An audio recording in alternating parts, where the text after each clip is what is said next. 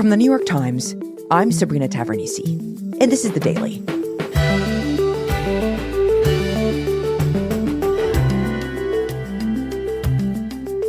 Today, voters in New York will choose the successor to George Santos, the disgraced Republican who was expelled from Congress in December.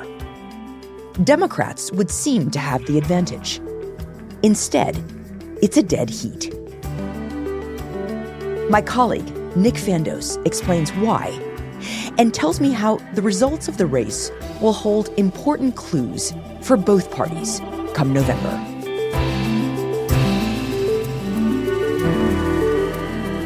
It's Tuesday, February 13th.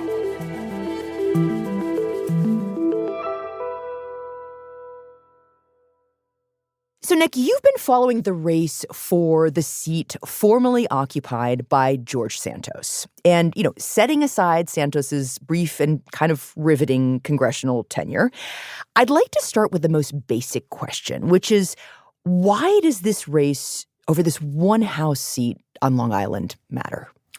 It's a great question. Now, I'd start by saying, let's not just so quickly race over George Santos. This was a guy whose year-long embarrassment put this district on the map. I think left a lot of voters there really exacerbated. I mean, it is probably the reason why you and I are talking right now. That's very true. But we're also talking because this is a really special district. We're talking about a slice of Queens and Long Island that is racially diverse, ethnically diverse, got people of all kinds of socioeconomic statuses. And as such, it's the type of place that we see all over the country where elections are probably going to be decided later this year for president and for control of the House of Representatives. This area has swung back and forth a lot. So President Biden won this district by 8 points in 2020. And then 2 years later, in 2022, George Santos was one of a handful of Republicans who flipped seats right here in New York that helped the Republican Party take the majority in the House. I remember that. That was a big election that Republicans just had a wipeout in New York. Yeah. So when Santos was expelled in December, this race becomes a really big deal for both parties. And there's a couple of reasons for that. If the Democrats can win and flip this seat, they could narrow Republicans' majority right now in the present at a time when they're trying to impeach the Homeland Security Secretary or fund the government and make their life a lot more difficult. But it also is a race that's going to set the tone for the rest of 2024 and give the parties kind of an early preview of where the elections are headed. For all of those reasons, Democrats feel like this is a really good pickup opportunity for us. And also, they're coming out of the Santos train crash. So, it's logical they would think that. Right, exactly. But instead, as we head into Election Day today, we're looking at a statistical dead heat. And Nick, what's your understanding of why the race is so close? I think that there's really two issues that have come to dominate this race above anything else.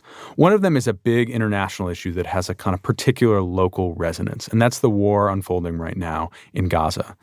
So this is one of the most Jewish districts in the country, and a lot of voters are looking very closely at both candidates and how they're approaching this.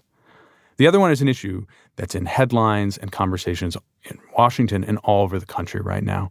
And that is the situation at the southern border, where we've seen a historic influx of migrants trying to cross, and the Biden administration is struggling to figure out what to do about it.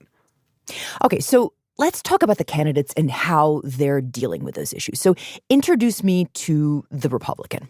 Right. So the Republican in this race is a woman named Mazi Pilip. The future of our nation is at stake in this race for the 3rd Congressional District on February 13. She's a local part-time legislator in Nassau County with relatively little political experience. And this is shown on the campaign trail. She's really not doing a lot of public events. She doesn't speak in an unscripted way.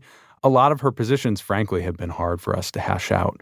But in this particular moment, she has a really remarkable personal story that I think she's been able to kind of deftly use in the campaign. I grew up in Israel. Israel, for me, a special place. So she was actually born in Ethiopia and as a young child was airlifted to Israel, where she grew up. I got my education. I served in the Israeli army, very proud. And served as a member of the Israeli Defense Forces. Wow. So she served in the military. She did, yeah, and has family members who still live over there.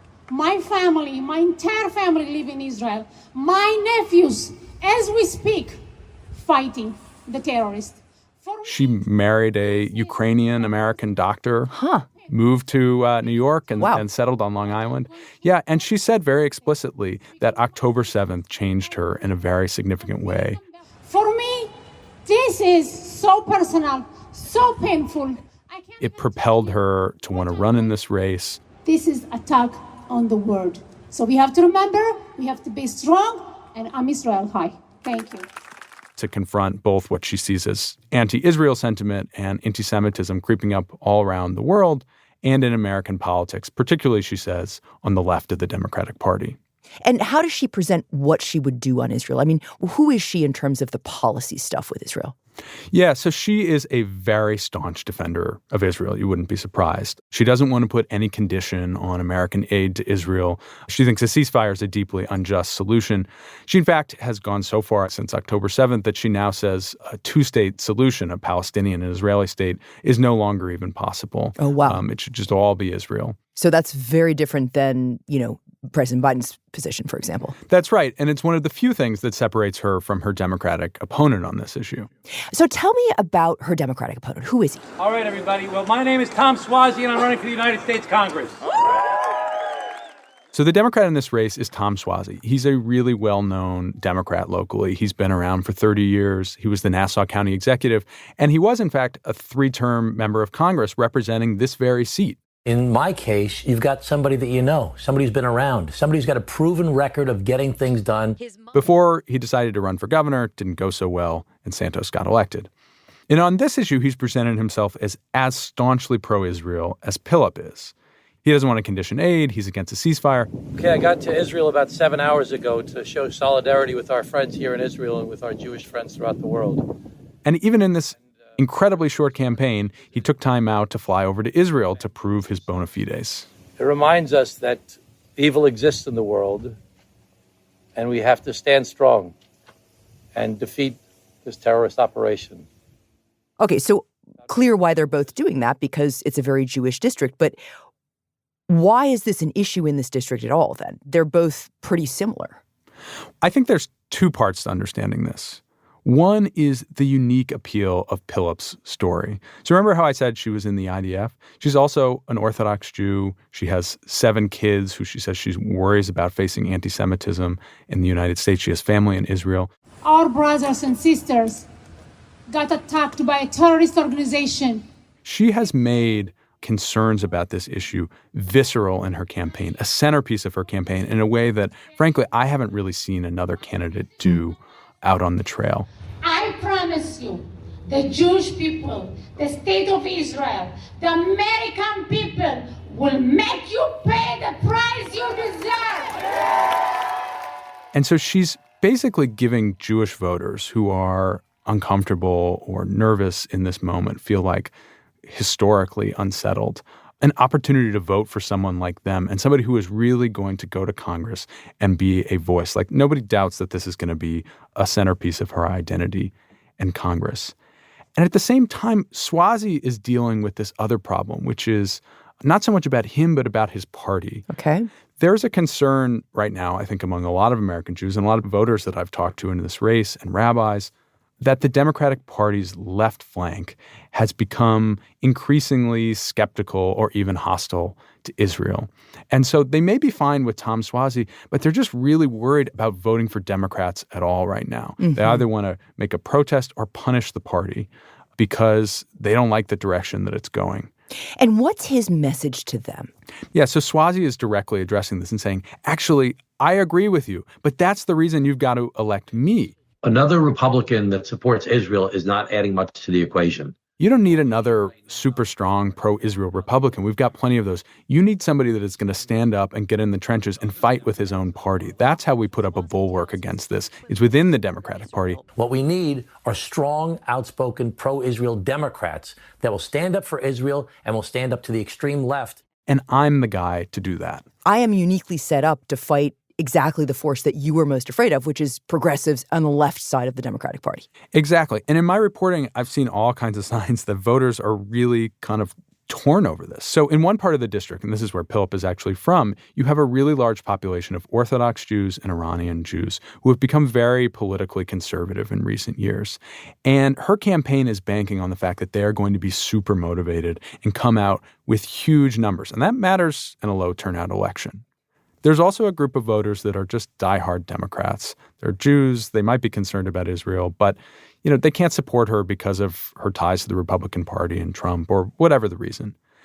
But there seems to be a kind of contingent in the middle of moderate to liberal American Jews who maybe would have sided with Democrats, who have been an important part of their coalition for a long time, that are now looking a lot more closely at this choice. I've talked to rabbis who are describing congregations that are pretty split down the middle, Jewish voters who say they don't know which way to go. They like Swazi personally, but they've never seen a candidate quite so outwardly Jewish as Philip is. And so, frankly, I don't think we're going to know the answer until later today as to how all of this broke down. But in a race that's really, really close, this group actually has the potential to swing it one way or the other. It's pretty interesting. I mean, the people in the middle, had it not been for October 7th, perhaps they would have just voted for the Democrat because that's kind of maybe how they tended to vote. But now October 7th has kind of made this chemical reaction, and it's a little bit of a wild card. We don't know what's going to happen. Right. And this is one of these issues that I think is being watched by political strategists all over the country who are wondering, okay, what could this mean potentially in other districts? Have the foundations of American politics been shaken so hard that Republicans can drive a wedge between Jewish voters and Democrats? And that could potentially have a real impact across the country.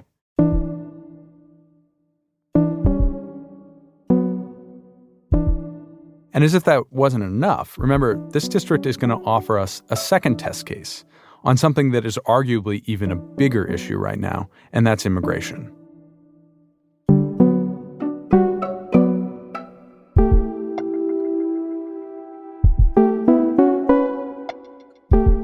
We'll be right back.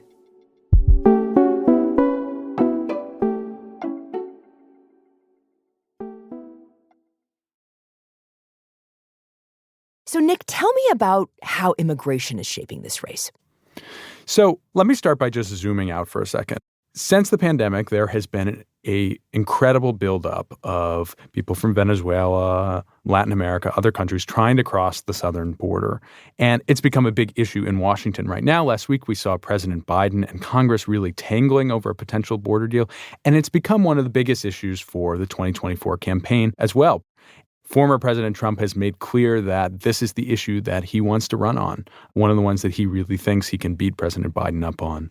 And so on a national level, this issue is kind of everywhere at the moment.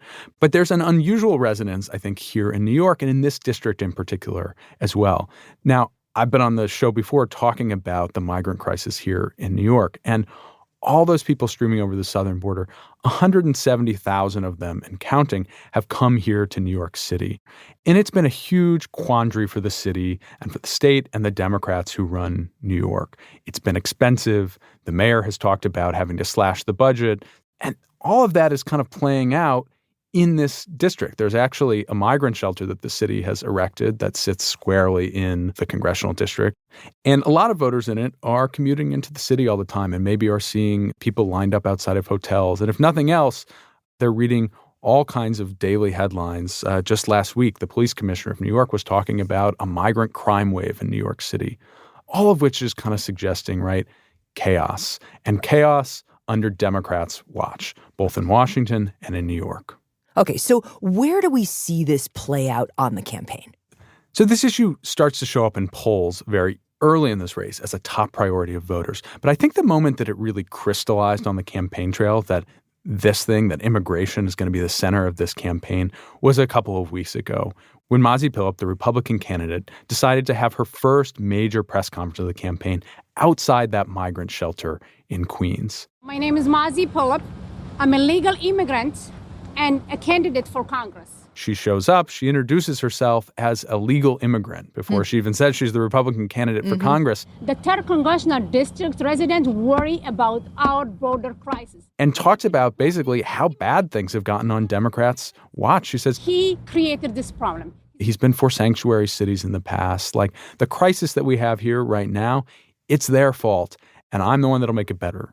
So she's saying, I came here the right way, legally. These people didn't. And all of this is happening under Democrats. Exactly. So this looks like a typical kind of Republican issue, right? It's the things that Republicans are doing all over the country right now.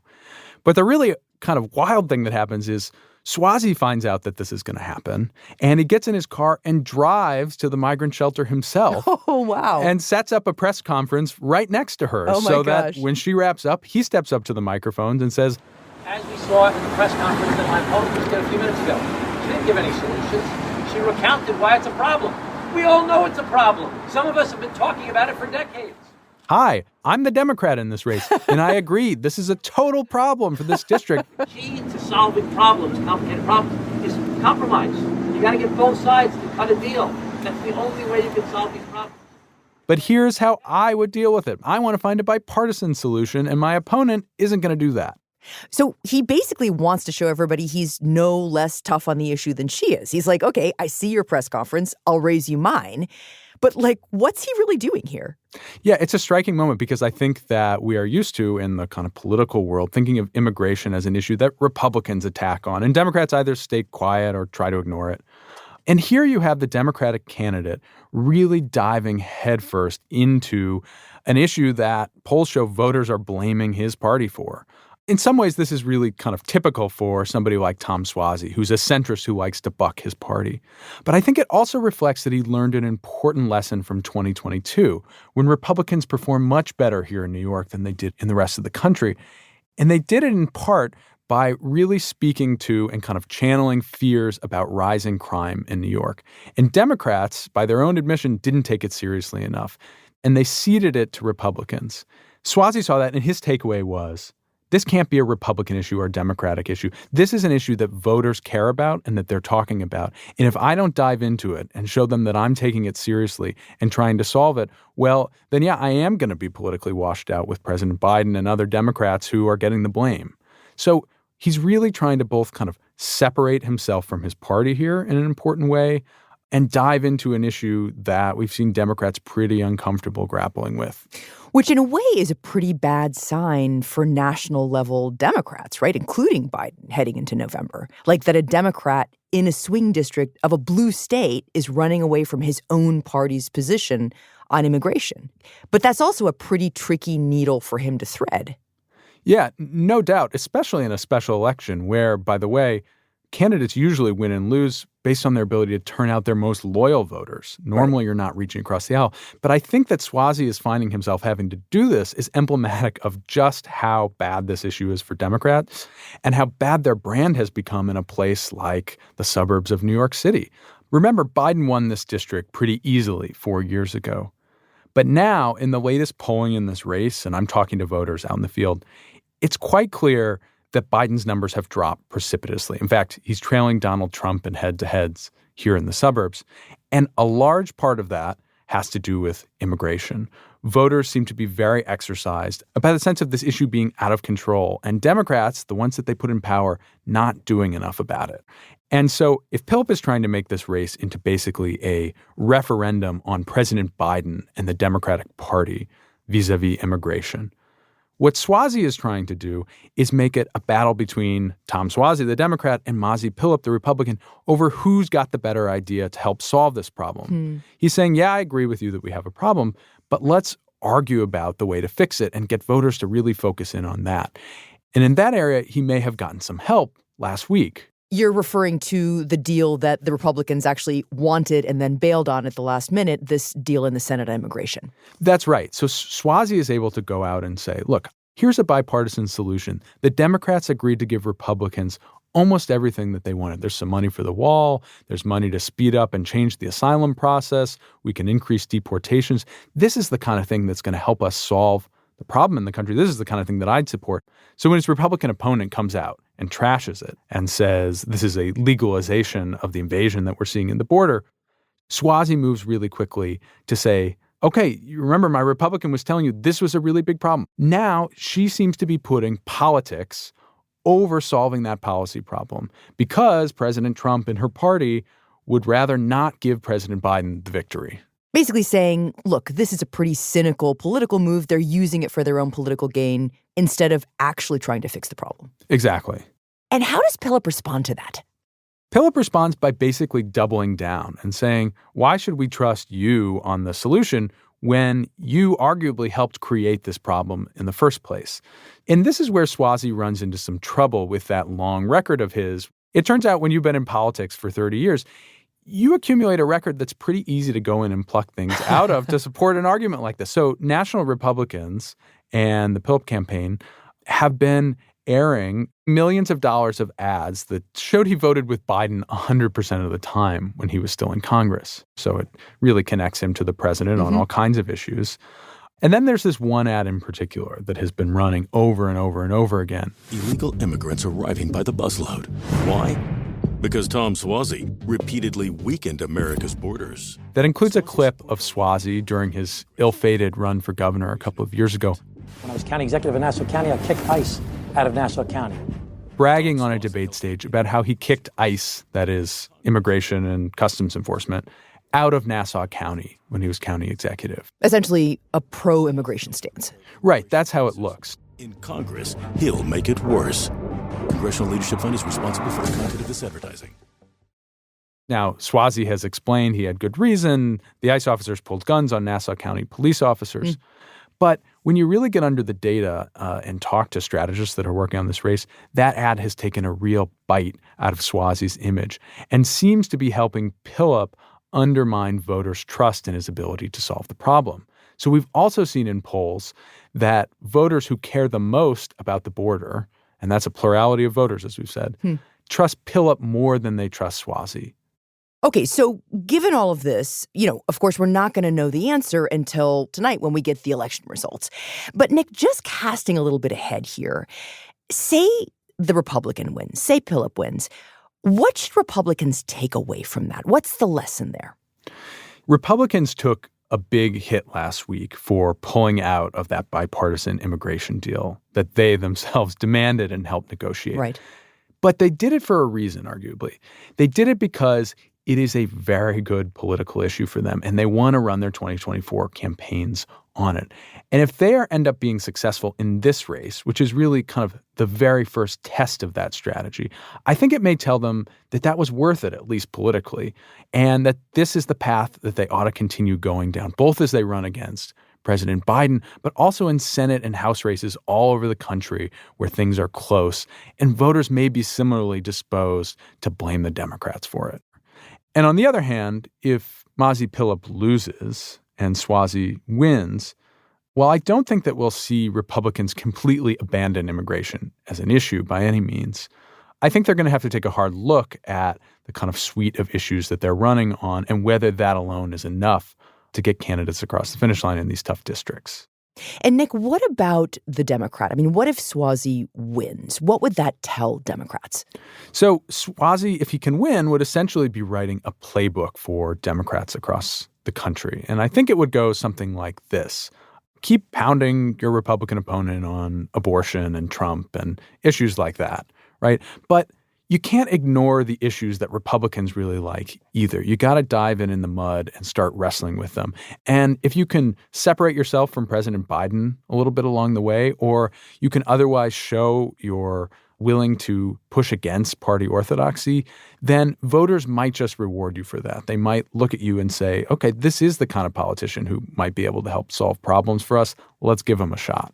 And on the other hand, if having done all of that, a candidate like Tom Swazi, who entered this race well-known and well-liked, he had a Democratic registration advantage and a lot more money than his Republican opponent, can't pull this out, I think that's going to be a very potent warning sign for President Biden and his party that this fall is going to be one heck of a fight.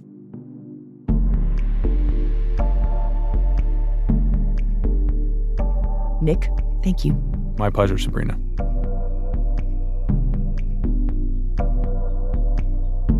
In a troubling sign for turnout in Tuesday's special election, heavy snow was forecast in the New York metro area over the day on Tuesday, with some areas expected to receive up to 2 inches an hour. A significant storm could create even greater uncertainty in a contest whose outcome is likely to be decided by a small margin.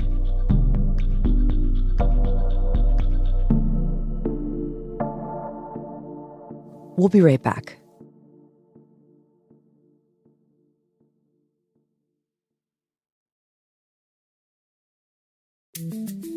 Here's what else you should know today.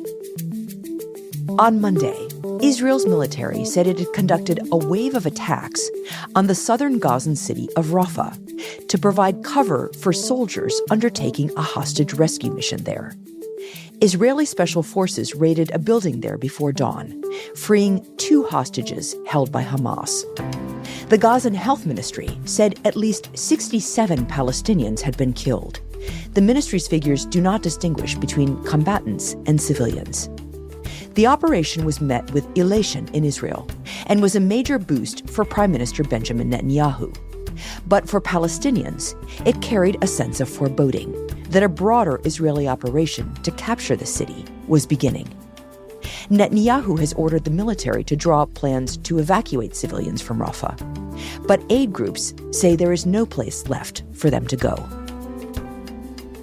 And a judge in Atlanta said that he would move ahead with a hearing later this week, delving into a romantic relationship between the 2 prosecutors who were leading an election interference case against Donald Trump and his allies.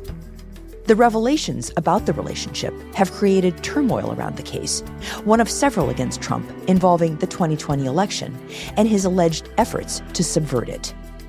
The defense is trying to get the 2 prosecutors, Fani Willis, the Fulton County District Attorney, and Nathan Wade, whom she hired to run the case, disqualified, arguing that the relationship gives the appearance of impropriety and would lead to an unfair prosecution. Today's episode was produced by Muj Zaidi, Eric Krupke, Summer Tamad, and Stella Tan. It was edited by Mark George with help from Rachel Quester. Contains original music by Marian Lozano and Rowan Nemistow, and was engineered by Chris Wood. Our theme music is by Jim Brunberg and Ben Landsverk of Wonderly.